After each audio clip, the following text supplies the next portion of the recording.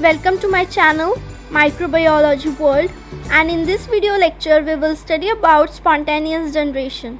So what is spontaneous generation? Spontaneous generation is basically the assumption that living things comes from non-living things.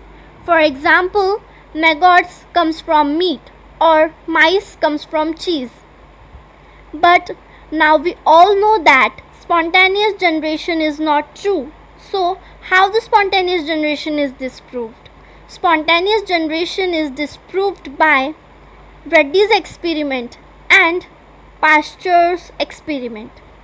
So Reddy's experiment, Francisco Reddy in 1626 to 1697, he disproved the spontaneous generation and he proved that living organisms does not occur from non-living things by his 3-jar experiment.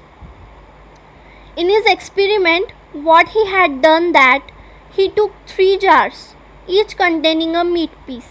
The first jar is unsealed, the second jar is sealed, and the third jar is covered with gauze. And as a result, what happened that in the first one, that is unsealed one, maggots are present on the meat, and in the second jar, that is sealed one, no maggots are present on the meat. While in the third jar, which is covered with a gauze, only few maggots are present on the gauze, but none of the maggots are present on the meat. So this is how Reddy disproves the spontaneous generation by his 3-jar experiment. But one point is lacking in his experiment, and that is oxygen. In the second jar, that is the sealed one, no oxygen is present, and this point is covered by Pasteur in his experiment. So Pasteur's experiment. Louis Pasteur, 1822 to 1895. He disproves the spontaneous generation, but different from Reddy's experiment because oxygen did not have to be present. He named his experiment as Swan Neck experiment. He took a swan neck flask containing broth.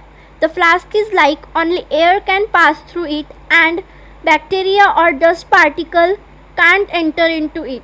But the dust particle and the bacteria settle in front of the mouth of the swan neck flask.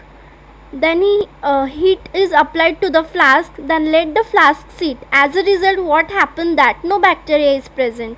Then again heat is applied, then he removed the neck and let it sit. What happened when he removed the neck of the flask, that the bacteria and dust particles along with air comes into the flask, and as a result bacteria is present. Then again heat is applied. He tilted the flask sideways and let it sit. What happened when he tilted the flask sideways, that the bacteria and dust particle which is settled in front of the mouth of the flask comes into the flask, and as a result bacteria is present. And the conclusion in this experiment is cell can only arise from pre-existing cell.